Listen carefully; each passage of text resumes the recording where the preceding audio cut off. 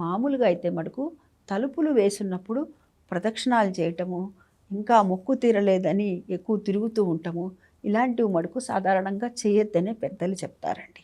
ఎందుకంటే ఎప్పుడైతే మహానివేదన అయిపోయిందో ఆ తర్వాత మటుకు తలుపులు వేసేస్తారు కదా! ఆ తర్వాత కంటే ముందరే చేయటమే ఉత్తమమైనటువంటి ఫలితాన్ని ఇస్తుంది. దీన్ని మనం దృష్టిలో పెట్టుకుందాము.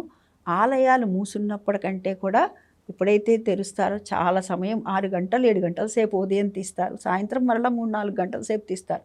అంటే రోజులో 10-11 గంటల సేపు దేవాలయాలు తెరిచే ఉంటాయి. అది ఎందుకంటే గుంటూరులో ఆరగ్రహారం శివాలయంలో మా శ్రీ గంగా భ్రమరాంబ సమేత మల్లేశ్వర స్వామి వారి దేవస్థానం మాది. చిన్నప్పటి నుంచి నేను చూస్తున్నాను. ఉదయం 6 నుంచి 11:30 వరకు, సాయంత్రం మళ్ళీ 5:30 నుంచి 8:30 వరకు. కాబట్టి ఇంత సమయం అంతా కూడా తీసే ఉంటుంది. ఒక్కొక్కసారి ఎవరైనా పూజలు చేసుకునే వాళ్ళు ఉంటే కనుక 1 గంట 2 గంటల వరకు ఉన్న సమయాలు కూడా ఉంటాయండి.